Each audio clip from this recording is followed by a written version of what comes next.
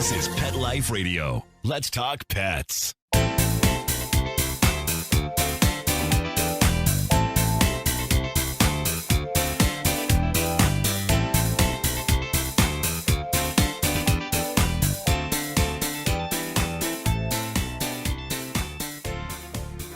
Welcome to Covered in Pet Hair, a boozy web show for pet lovers on Pet Life Radio. I'm your host, Isabel Alvarez-Arata, and today I have the pleasure of having a drink and a chat with a force-free dog trainer. I'll tell you all about her and introduce you as soon as we come back from these messages from our sponsors. Welcome back to Covered in Pet Hair. I'm your host, Isabel Alvarez-Arata, and today I have the pleasure of having a drink with a dog trainer, a pet sitter, a pet photographer, dog person through and through. She's a tea traditionalist and a videographer. She's roommates with a wildlife biologist named Dave and his dog named Sophie, which we're going to talk about. She's an Oregonian, born and raised. She's Elise McGlone, and she's owner of Rogue Valley Dog Training in Oregon. Welcome, Elise. It's so good to have you on the show. Hi, thank you so much for having me. It's great to be here. I'm so excited to get to know you. But before I do, anybody participating in our drinking game today, anytime you hear this word, make sure you take a drink of whatever you're enjoying, but you better be 21 and over before you partake. Make sure you're not drinking and driving, and always drink responsibly. So what are you drinking, Elise? So I am drinking what I call the Arnold Palmer. It's a lemonade drink with a little bit of sweet tea vodka and then a little bit of peach schnapps. And it's the perfect summer drink. Oh my gosh. So I have peach schnapps. I need to pick up some of that sweet tea vodka, which I've had in the past and is delicious. And I'm going to ask you for the recipe so that I can make a picture of that. Oh my gosh, it's so good. Worth it. Awesome. Well, I'm also having a very refreshing summer drink. It is called a Honey Ricky. Ooh. I know, I've never heard of it before, but fun fact that I did an interview with a German Rottweiler enthusiast, and in preparation for that show, I ordered, what is it called? Oh my gosh. It's a honey liqueur from Germany. I can't even, I'm like blanking on the name, but now I have this big bottle of this honey liqueur, and now I have to make cocktails with it, so I used it. It's wait, what is it called? Bierenjager. That's what it is. It's Bierenjager. Okay, that fits. It's honey, fermented honey, basically, that used to be used to draw like bears out from like their caves, and then the hunters now started like drinking it. I wonder if Dave knows about that since he's a wildlife biologist. He may. Wow, that sounds delicious though. I have a favorite beer that's a honey ginger lime beer, and so that sounds like it would fit right in with that. Oh my gosh, that sounds like right up my alley. That honey ginger lime is like my favorite kombucha. So like for sure, I need some beer in my life with the same flavors. Definitely. All right. So we could talk about booze all day. It sounds like, yeah, I mean, and for anybody watching, I already checked with Elise to make sure she's over 21. She does look quite young, and she might be the youngest guest I've had on the show, but she is more than legally allowed to drink. I won't give her age away, but she is a professional grown woman and can drink. I know she looks very young. I love dog training. I'm not a dog trainer, but I have done my fair share of studying dog training, dog behavior. And maybe I will one day become a dog trainer, but always worth it. Yes, there's always a possibility for future things, right? So the first game we're playing today is called Is It Positive Reinforcement? Okay. All right. And I'm going to tell you some things that are used in dog training, and you're going to tell me if it is or is not positive reinforcement. And can you quickly, for anybody watching who doesn't really understand what positive reinforcement-based training is, can you quickly explain? Absolutely. So positive reinforcement training is all about encouraging dogs to do behaviors that we like by using things that they like as rewards. So instead of focusing on the things that we don't want, we always ask our question, okay, what is it that I do want my dog to do? And we try to redirect or help enforce that using mostly treats. Sometimes toys, but mostly treats. Awesome. Very succinct. I like that very much. So that brings me to the first question of this game. Is it positive reinforcement? Or really, is it plus R? Because that's what the acronym is for positive reinforcement. So the first one is using the word no positive reinforcement? I go with no. No, that is not positive reinforcement. Why not? So because in that moment, your dog doesn't know what you want. And so you're saying, no, don't do that. They don't know what you're doing. So that's a punishment.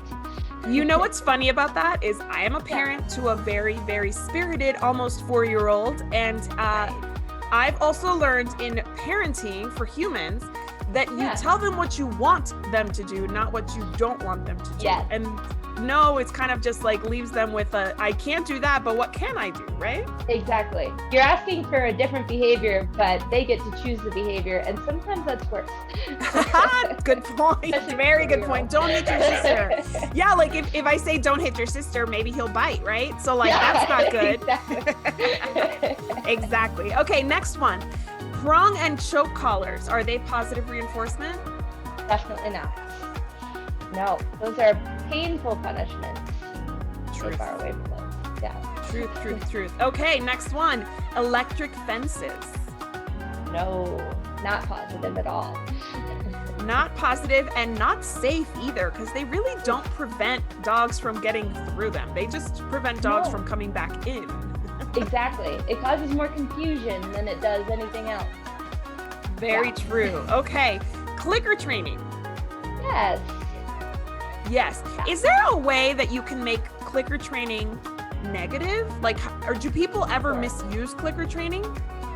All the time. Yeah. Oh. Well, so it's tricky because on the scale of things, the negative isn't necessarily a big one. But for example, the dog that I live with was actually afraid of the clicker the first few times we tried it. So every time we made that noise, it actually scared her. And we had to back off. It was like, okay, she's not ready for it. We're not going to do that. And sometimes, people will use them to get their dog's attention, but they get frustrated and it's like click, click, click, click, click in your face. And nobody likes that. So yeah. So that's where it can be a negative thing. But if you've got to condition it, you got to make that click mean something. And that's how you can make it positive. Awesome. Okay. Next one, and I know we're going to talk about this one at length in the second part of the show, but is using a spray bottle as a deterrent positive reinforcement? No. A lot of people think it's pretty benign, but some dogs can have a bigger reaction to it. And so, no, it's definitely not positive. Truth. All right, last one. Giving a treat every time a scary stimulus or something that scares them, if you're not familiar with stimulus, appears. Yes, that's a positive reinforcement technique. And we actually use that a lot. That's called counter conditioning. And it can help a lot of dogs learn that the scary thing isn't quite as scary. Exactly. And actually, before we move on, there's a lot of controversy between counter conditioning when it comes to like storms and like noise phobia. Right. What is your stance? Should we sit with them and give them treats while they're scared of the storm, or does that make them think that we want them to be scared of the storm? Well, so I think generally when I try to train, I try to keep the dogs under threshold. So below the point where they're actually nervous and scared. And so I think there are ways that you can absolutely work up to the point that giving them treats during a storm would be a positive thing. But I think if your dog is terrified of the storm and hiding from the storm, trying to give them treats in that moment might just be too much. Because I never like to train when they're just like, So I definitely, yes and no to answer your question. Yeah, exactly. It has to be at the right moment. And a lot of dogs that are over threshold won't even take treats at that point. So you're almost like at a loss at that point.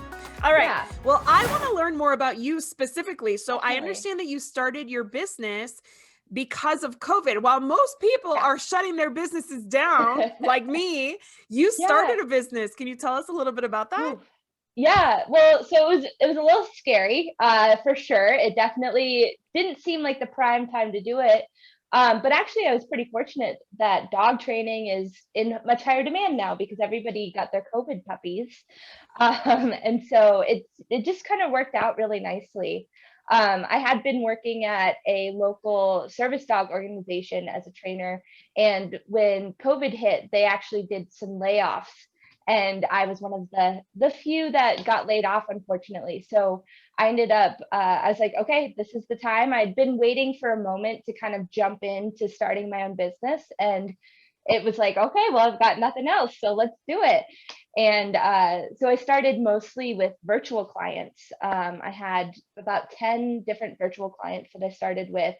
And we did that for several months. And then once things loosened up a little bit, I did some in-person clients and then eventually started group classes, which are now going pretty strong. That's amazing. So I have to tell you that Yeah. you told me what your age is before we started recording, and I was your age when I started my business, the Whack Oh my Pack. gosh. And That's amazing. COVID shut us down. Oh, But that was because we're pet sitting dog walking in Northern Virginia, where sure. everybody was a government employee or contractor, and people are still not back Oh, at work. So I wasn't going to yeah. maintain a Everybody just business. left. Yeah, I mean everybody's still home. So I Yeah. wasn't going to maintain a business for a year, which I knew. Like Yeah. I'm an entrepreneur, and I knew that this was going to be a long thing. And since I'm not in Northern Virginia, I actually live in El Paso. I couldn't Oh, refocus my business like what you did. If I had been there, I yeah. probably would have just started dog training myself too. So bravo to Great. you for Thank creating you. something in a kind of a crappy situation. So bravo. Yeah. I really love to see young women taking the bull by the horns, so to speak, and Thank you. doing Thank you. something awesome. Okay, so tell me, how has COVID made you start a business a little bit differently? You alluded to Yeah. your group trainings now. So tell Yeah. us a little bit about how that's transitioned from Yeah. completely virtual. Were people like willing to do training virtually, first of all? And Oh, then yeah. how are people embracing everything else? Definitely. So I was actually really lucky because I had been a dog trainer in the Portland area. I live in Southern Oregon now. And so Portland is up north. And so I had a lot of friends who have either gotten dogs during COVID or had dogs prior and had always kind of asked me for a little bit of advice. And so when I started my business, they were like, oh, yes, this is what we've been waiting for. And so I was really lucky to have the support system that I had to kind of start that way. And then I started to add in new people and more people.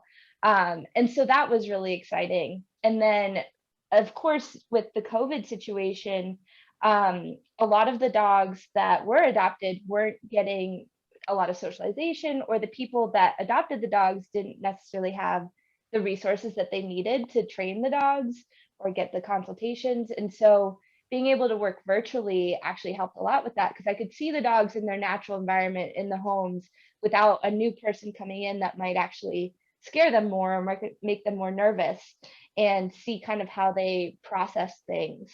But I will say that, especially for behavior issues, in-person training is optimal. I find it much easier. Um, and being a dog trainer, I'm a bit of a perfectionist. So being able to be there and be like, wait, let's try this, let's try that, is a little bit easier for me. But I definitely, the virtual clients have been really nice and really fun to work with. And then so then I started the in-person classes. And so I began with individual lessons, just one-on-one. And I work out of local parks. There's lots of parks around here. And so we just choose a park or we work in a person's backyard, always outside. And we meet up and we, wearing masks and keeping a distance. And then we just kind of work through the things that we can.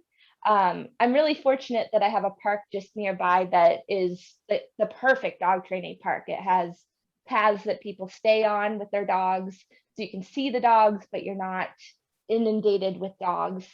And then once my individual classes started to wrap up and the COVID restrictions lifted a little bit, I was able to kind of go, oh, this dog would work really well working with this dog.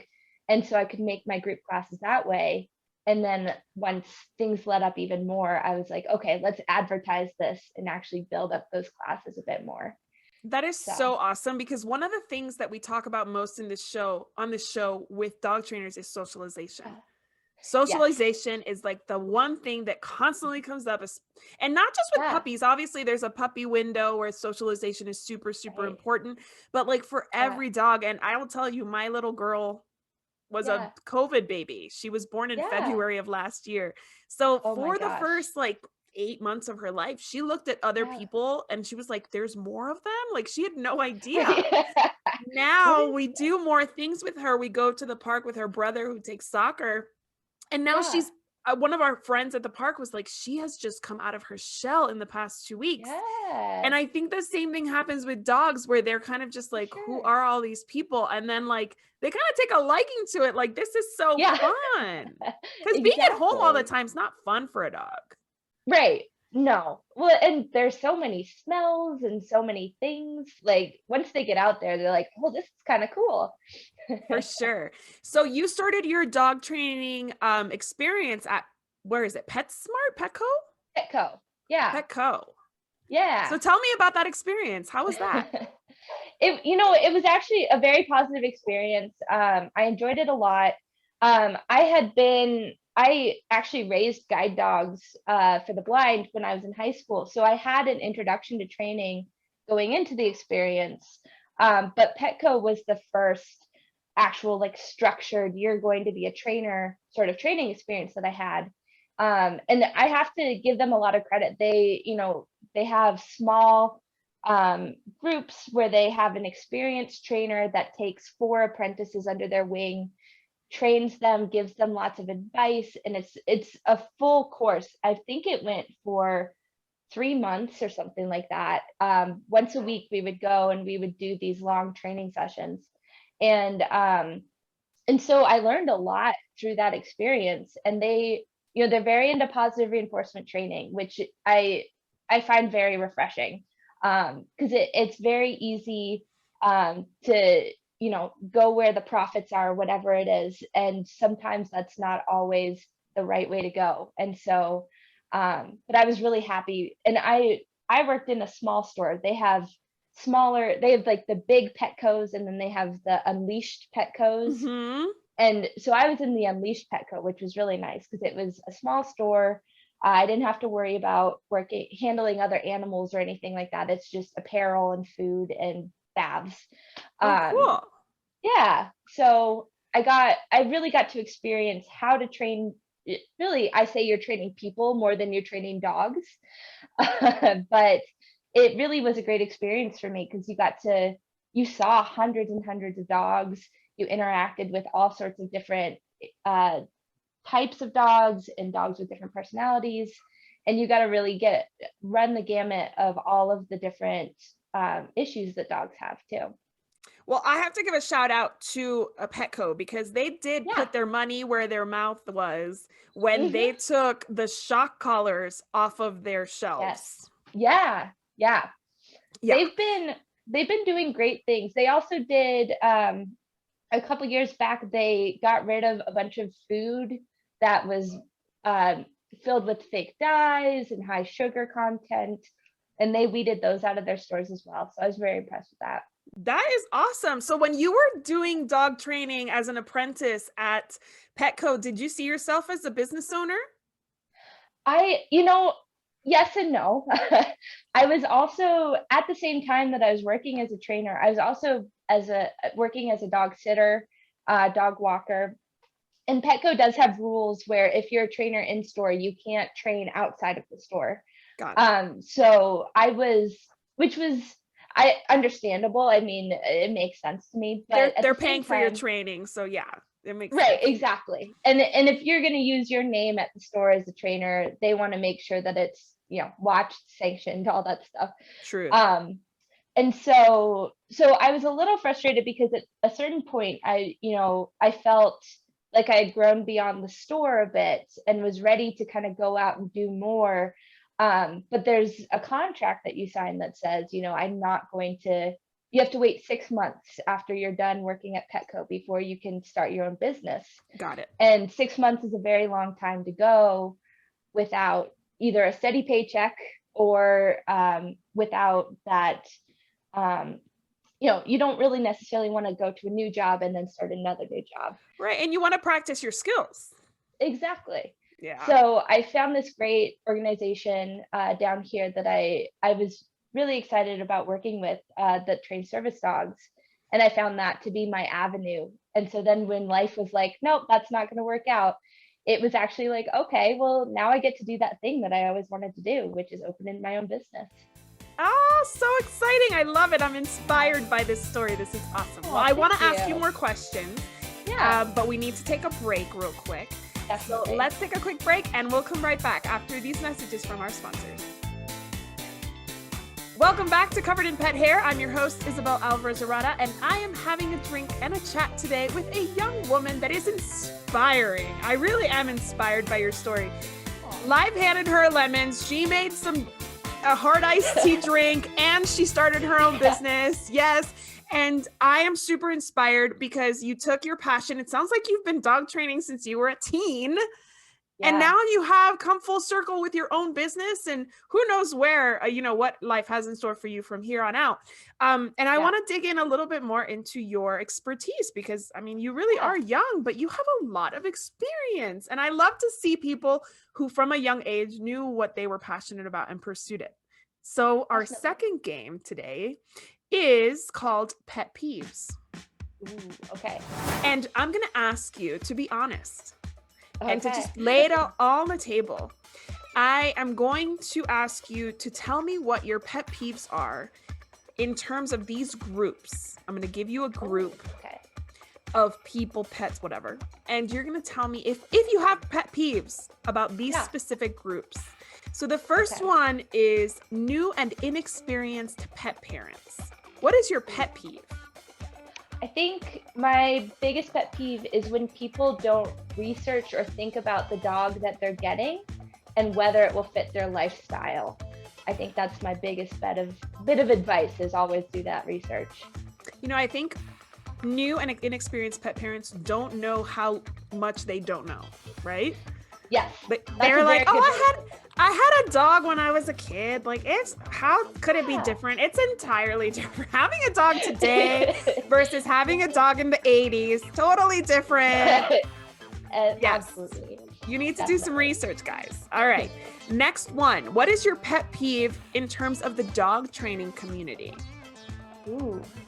I think my biggest pet peeve with the dog training community is the fact that there's not really a lot of regulation. And so just about anybody can go out their front door and say, hey, I'm a dog trainer. And there's no real way to say, no, you're not actually a dog trainer.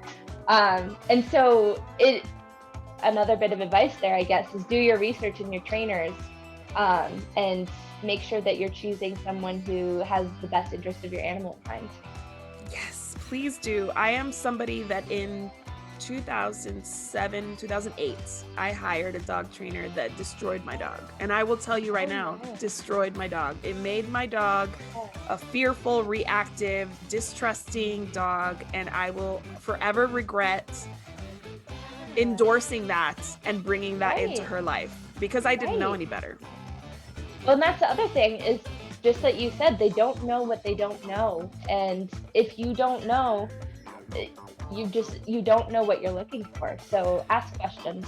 Yes. And you know what? Be careful with your neighbor's recommendation because this trainer was super popular in my area and he was very successful and he was very convincing and he was very on time and dedicated and responsible and his techniques were really damaging and maybe another dog would have taken better to them, but my Sox was a very sensitive dog and she had been through a lot already, so it really damaged her. So it's I don't think and we're going to talk about that. That's why I invited you on the show, but we need to talk about the consequences that people aren't aware of, for sure. Definitely, for sure. Okay, before we do that, what is your pet peeve in terms of trainers that are not positive based? Ooh. I would say the way that they try to frame it like it is a positive. That one just drives me up the wall. Oftentimes you'll read their websites and they'll say things like, this is how Mother Nature intends, or your dog is clearly responding to it, because we can get a fix in a day. And it's like, if your dog is dealing with real serious behavioral problems or emotional problems, you're not going to see a fix that quickly. It's like, if you are having a serious fear of something, you're not going to get over it in a day because somebody said to, hey, back up, That's true. Good analogy for sure. All right, so let's go to experienced dog owners. What is your pet peeve? Ooh, that's a good one. I would say experienced dog owners, and it depends, but a lot of times they think they know it all, so they know what's best for your dog. Whereas you live with your dog, you own your dog, you work with your dog, you know what's best for your dog. And so you have to take what they say with a grain of salt. Yeah, for sure. I mean, unless they are professionals that you're paying, take everybody's opinions with a grain of salt. I mean, I always tell my clients, if you have questions, question me, because that's important. Do your own reading. Come to me with more stuff, because I'm always learning too. I don't know everything. Absolutely. Anything in the pet world, and I talked about this in many of my interviews, anything in the pet world is science-based, and science is constantly evolving. Always. So you have to keep up, and so do the professionals you're working with. Okay, last one. What is your pet peeve when it comes to dogs themselves? Ooh.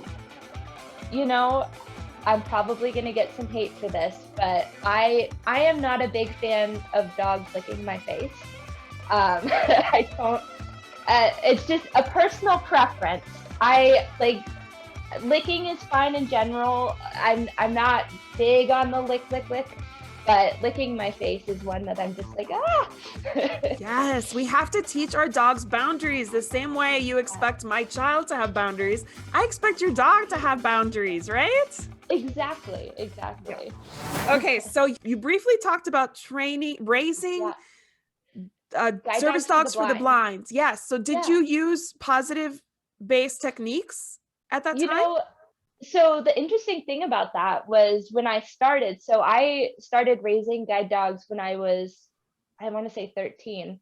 And the first dog that we raised was purely punishment-based training. So it was lots of corrections, training collars, choke chains, things like that. And it was hard because you had a tiny puppy and they were telling you to correct it. And, it was one of those things where you hear this is how their mother corrected them and things like that. And it was hard because it was like, well, yeah, the dog is not doing that behavior now, but it's also doing these other behaviors that aren't so great.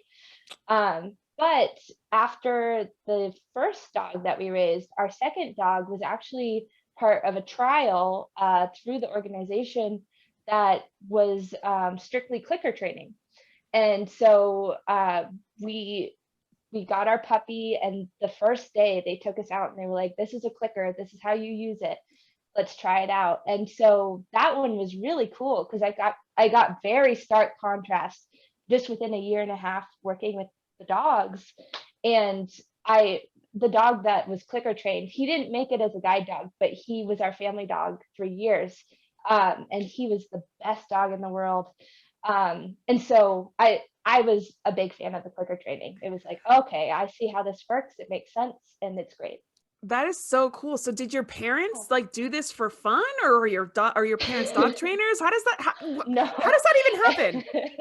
Yeah, well, so I got into dog training very early. I was like watching Animal Planet as a kid, and I heard about clicker training, and we had a 11-year-old dog, I think at the time, who I trained with a bell instead of a clicker, because I had this old bell from the Statue of Liberty or something. And so I trained her using a bell, using treats to do different tricks. And I actually entered my middle school 8th grade talent show with my best friend. We did agility with our dogs to who let the dogs out on stage. And I was so excited by it. Oh my God, I'm dying. This is like such a good story. Isn't that amazing? And so we did that, and I was hooked. I was like, I need a dog and I need to train it. So I put together I printed out every dog on like Pet Finder or whatever it was at that time. And I put together a whole presentation for my parents on why I should get my own dog. And they were like, you make some good points, but I don't know. And so they compromised by saying, okay, you can raise a puppy for guide dogs because when you're done training the dog, it goes away. So if it's a terrible dog or whatever, they'll take it away from us. And you'll get the experience and the guidance to do it. And after we did the first one, a typical thing within the community of dog raisers is when you bring the first one back, you get a puppy, so that way you don't miss the first dog quite as much. Okay. And so how many did you raise? I say 3.5. we did our first one. He made it about 8 months, and then he tore his ACL, and he had to be career changed, which is a fancy way of saying he flunked the program. Yeah. But he went on to live a very nice life in Washington, had a great family. Our second one was Paulson, who was, again, the great dog. He was the one that did the clicker training, and he became our family dog. Our third one was Getty, and he was ridiculous. He was just high energy, super excitable. We never thought he would make it, but he went on to be a guide dog for years, saved his person within 6 months from being hit by a car. Yeah. And then we had one more that we started, but at that time, I went on to be on the equestrian team, and that was too big of a commitment. So we were like, okay, I don't think we have enough time for this. So she went and was raised by another family. Oh my gosh, this is so fascinating. Yeah. So good. I love it. I love that your parents supported that, by the way. Like, it's so hard to imagine my son coming to me in 10 years being like, I want to raise a puppy. But now that I've heard this story, I'm going to be a little more open to it for sure. Yeah. Okay, so you and I met on a Facebook group where you shared a scenario that really resonated with me because of the experience I had with socks and that harsh trainer that I worked with. Can you tell us a little bit about that situation? So your roommate Dave has a dog named Sophie, and she has a pretty bad trauma. She does. So Sophie was a rescue. We just rescued, or I should say he just rescued her. But you helped, right? I know. We lived together. I play with her all the time. So I say we, but he rescued her. And she's a great little dog. But when she was in foster care, her fosters actually used a water spray bottle to punish her when she did anything. I think mostly jumping up on the counter was the big thing that they punished her for. And, they, in the interviews where we, talked about Sophie, they had mentioned this, and I had kind of nudged Dave, and I was like, that might be something that we need to look out for, but we'll work through it. And so the first while that she was home, we realized that it was a very strong response she had. I think the first time I was just cleaning the kitchen sink with a spray bottle, and she heard the sound, and she kind of looked at me, and she stopped, and then she ran up our stairs, which is where her bedroom is upstairs. So then later on, Dave was actually sitting on the couch, and Sophie's allowed on all the furniture. We call her the Billy Goat because she likes to climb on everything. She's part cat. Then she likes to look out down on her territory. Exactly. So he was sitting on the couch next to her, and he was opening just a can of seltzer, and it did a little, and that little moment, a little bit of water just hit her in the face, and she was done. She just jumped off the couch, ran up the stairs right into her kennel. And I heard Dave calling for her, and he kept calling and calling, and she wasn't coming. And I was just going, what is that? So I come out, and he says, she won't come downstairs. She's refusing to leave her kennel. And he explained what happened, and he's like, I think she's afraid of me now. And so I went over to her, and she came over to me, and she was showing a lot of signs of appeasement, wiggling up close, rubbing against you, licking, and just I'm so sorry. And so I led her down the stairs, and when she got to the bottom of the stairs, Dave was there, and she came up and did all sorts of appeasement gestures to him. and she recovered, but it definitely took her a few minutes to be like, okay, I see you're not trying to punish me. It's all right. Yeah. But So for those who aren't familiar, this is a training technique that has legs, for lack of a yeah. better, I guess, phrase to use. People use it kind of a bit, and they use it for dogs and cats. Yes. The trainer will tell you that whatever undesirable behavior you see, whether it's counter surfing or sniffing or like maybe even digging, you have a bottle of water, and some people actually tell you to mix in some vinegar in there, which is what my guy Oh, I said. hadn't heard that. Ooh. Oh, it's real cruel. It's real cruel because what if you Yikes. get vinegar Yeah. in their eye? Right. That's gonna burn. Yeah. So you're supposed to spray them in the face, in the mouth, is what I was told. Is that what you've Yeah. heard too? In the mouth. Yeah. Right in the face. Yeah. Yeah. So that you can discourage that behavior that you're observing. And the trainer that trained socks told me that that dogs are really superstitious. So if that you should do it kind of like on the DL, like on the fly, so that they don't see that you're spraying them. But they think that the counter sprayed them. So then they don't want to get near the Okay. counter. But then people take it, then people take it, right? Because like it stops working when the counter Yeah. sprays them. Then they start Exactly. being like, I'm gonna spray you, Yeah. right? Yeah. Yeah. And then it becomes Yep. about the spray bottle. Yeah. Well, and they'll say, "Oh, I'm gonna get the spray bottle." I've had people tell me this. They're like, and they're very proud of it. They're like, "It works all the time. I'm gonna get the bottle if you don't stop." And then the dog stops, and they're like, "See, it works." Yeah. So I just Yeah. want to make an analogy to child rearing. Like, if Okay. you heard that I was spraying my son in the face with water or vinegar water whenever Right. he was rough with his sister, would you report me to CPS? Right. Right. Like, it is Yeah. so cruel and it's so Oh yeah. abrupt and it's so disrespectful. Yeah.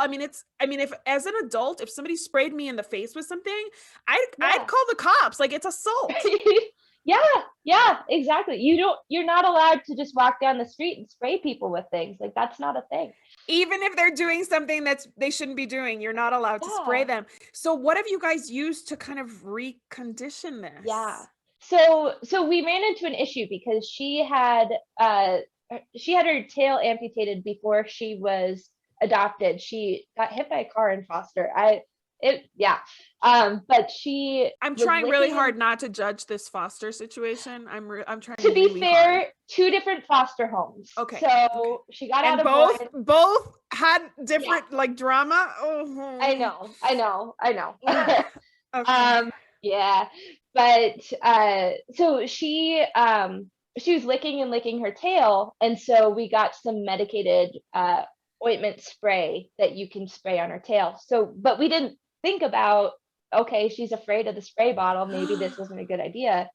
And so when we first pulled it out, she was like sniffing it, and we're like, good, and we desensitized her to it, just not being a thing, not spraying it, by giving her lots of treats for checking it out, and we like practiced holding her so still so that we could spray it. But as soon as she figured out that it was a spray bottle, it was a whole new level of fear. And so it became this struggle because she kept licking her tail, but we wanted to help her. Yikes. So we ended up eventually I asked that question on the forum of like, what do we do now? And somebody was like, we'll just put it on a cotton ball and dab it on, and that worked beautifully.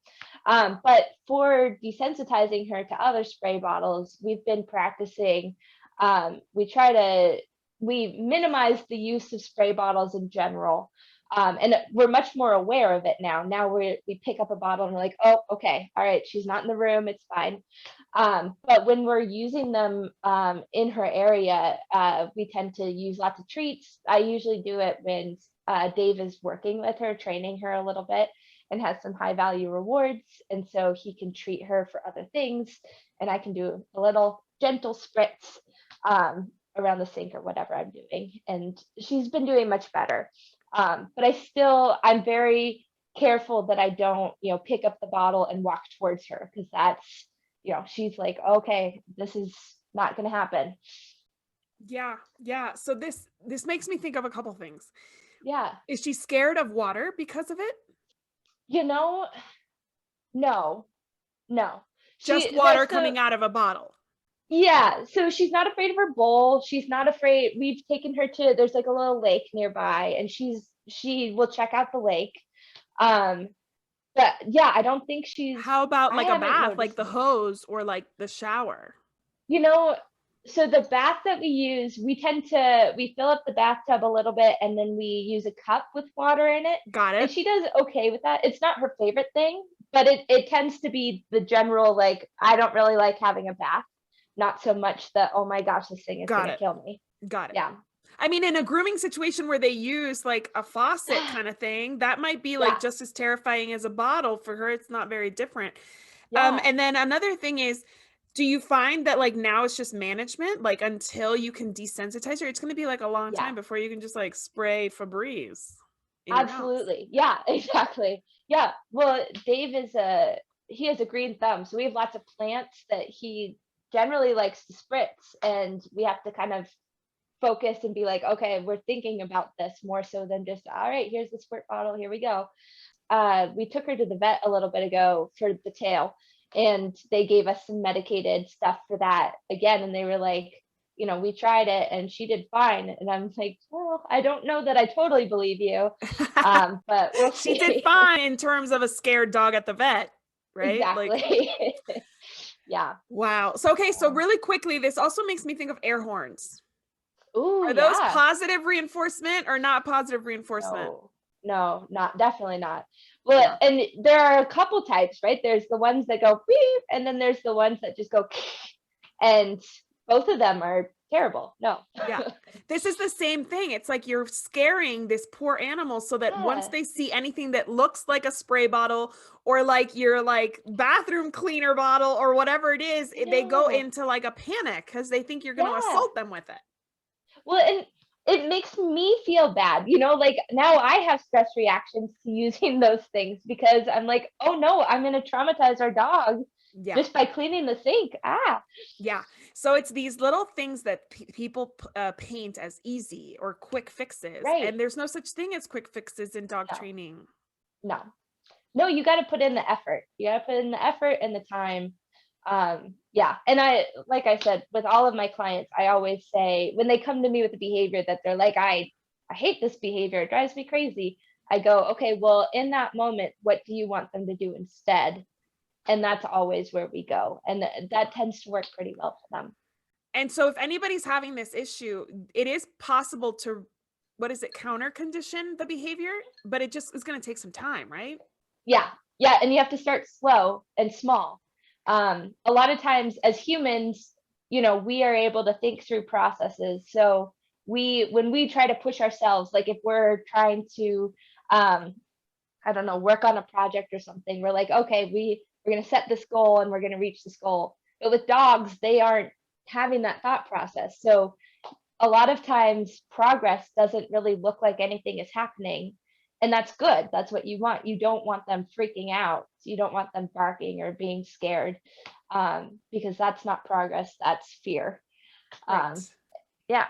It's true. Okay, Yeah. so last question, and I'm actually really fascinated by the fact that you live with a wildlife biologist and you are a dog trainer.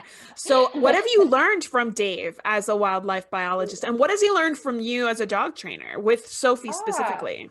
Yeah. Well, so Sophie is, let's see, I'll answer your first question first. So, what I've learned from Dave, it's actually really interesting having a dog trainer and a wildlife biologist living together because we talk all the time about behavior and kind of like our own.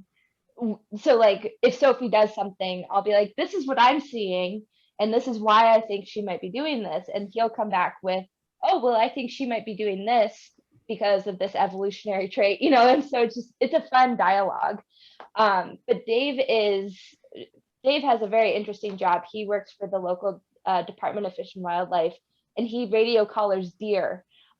So his job is to actually like trap and tackle deer, collar them, and then let them go. And so his life is much more exciting than mine. Wow. I didn't know that we tackled them. Yeah. I didn't know that either until I met him. He said it one day and I was like, oh, that's funny. And he's like, no, that's actually what we do. Is that okay? So back to our game. Is that positive Yeah. reinforcement or not? Not so much. No. So the other option is to dart the deer, Right. wait for them to, there's a lot of room for trauma. I don't think in either that. option is a good one. So we do what we gotta do. No. But so anyway, he is very good at like pointing out really cool animals around here and things like that, or being like, oh, I wonder if she smells this because that lives around here, or things like that. And that's pretty cool. He's also gotten really awesome. into teaching her to find elk and deer sheds, their antlers. And so he's been playing find it with her with those. And that's been really cool to watch. That's awesome. Nose work for a dog that has some fear and anxiety is so good and beneficial. And like, what does he do with those? He just like, does he like give her the antlers to like chew on or what?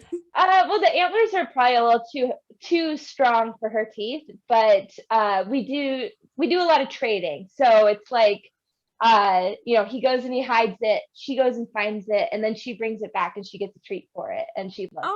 That's so cool. I love it. Okay, so I have to wrap up, otherwise I'd talk to you all day. So tell us, how can anybody in your area, please describe your area, how far you'll go for one-on-ones. Tell us how our guests, our viewers and our audience can find you. Yeah, so I am Rogue Valley Dog Training is the name of my business. And you can find me at roguevalleydogs.com. And I serve virtually. I serve anywhere in the US. I'd probably do beyond the US if that was an option worth exploring. But also I for in-person lessons, I go anywhere from north to Grants Pass, south to Ashland, which is about an 80-mile range. Ooh, that's a I'm big right in deal. the middle, so it works really well. Awesome. All right, well, I am gonna look forward to following you and your career. I see a lot of very good things ahead. Cheers to you for being on the show, for sharing your passion for positive reinforcement training with me and with our audience. Here's to you and all the good that's coming. Cheers to you. Thank you so much for having me. It's my pleasure. Truly my pleasure. And here is to our executive producer, Mark Winter, for making this show possible, to our audience, our viewers on YouTube and our listeners on Pet Life Radio. Here's to a life covered in pet hair, because there's no better way to live. Cheers. Cheers. To learn more about Covered in Pet Hair, please visit coveredinpethair.com or petliferadio.com. Thanks for watching, and we'll see you next time.